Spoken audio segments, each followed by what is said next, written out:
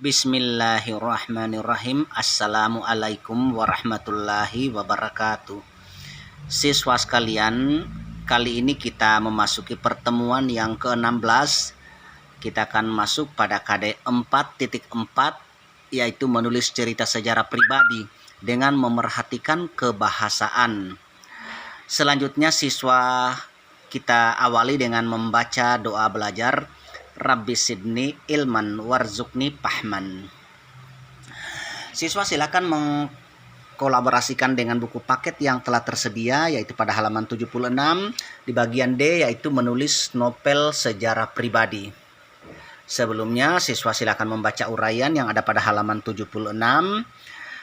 Lalu kita memasuki kegiatan yang pertama, yaitu menyusun kerangka novel sejarah berdasarkan peristiwa sejarah.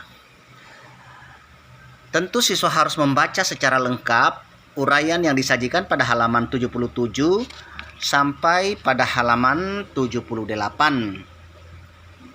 Pada akhirnya di bagian tugas ada dua nomor pada halaman 78. Yang pertama, datalah peristiwa sejarah dari berbagai sumber.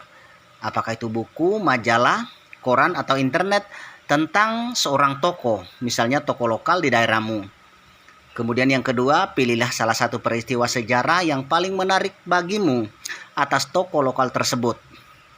Coba telusuri sisi lain kehidupan pribadinya, misalnya rumah tangganya, anak-anaknya, cita-citanya, romantika hidupnya. Buatlah hasil membacamu menjadi daftar temuan dan kemudian dimasukkan ke dalam tabel yang sudah dicontohkan sebelumnya.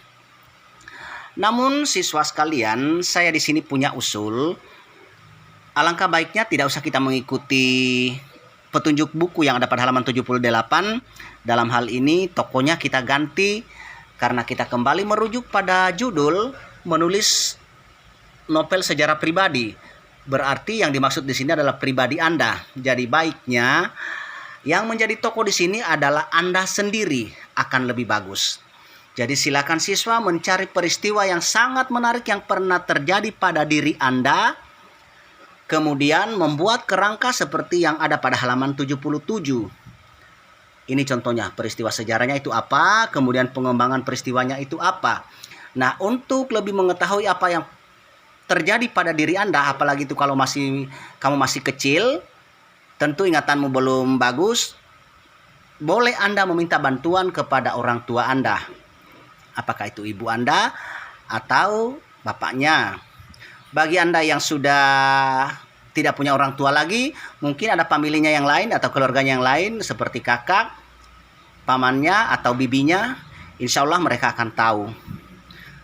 Nah, jadi bagusnya silakan kamu mencari peristiwa yang pernah kamu alami. Apakah itu di musim banjir atau mungkin di musim corona ini yang melanda negeri kita.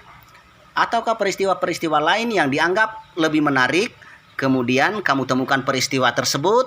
Setelah itu kembangkan peristiwa tersebut menjadi beberapa kalimat seperti yang tertera pada halaman 77. Saya kira ini akan lebih gampang karena pada akhirnya kerangka itu yang kamu tulis akan dikembangkan menjadi sebuah novel pribadi pada kegiatan kedua nanti. Insya Allah ya, mudah-mudahan bisa dipahami. Nah, pada pertemuan ini saya kira cukup. Kalau masih ada yang tidak dipahami, silakan tanyakan kepada gurunya. Saya tutup pembelajaran ini dengan doa kifarat majelis. Subhanallahi wa bihamdihi, subhanallahi wa bihamdika, asyhadu alla ilaha anta wa astaghfiruka wa atubu ilaik. Assalamualaikum warahmatullahi wabarakatuh.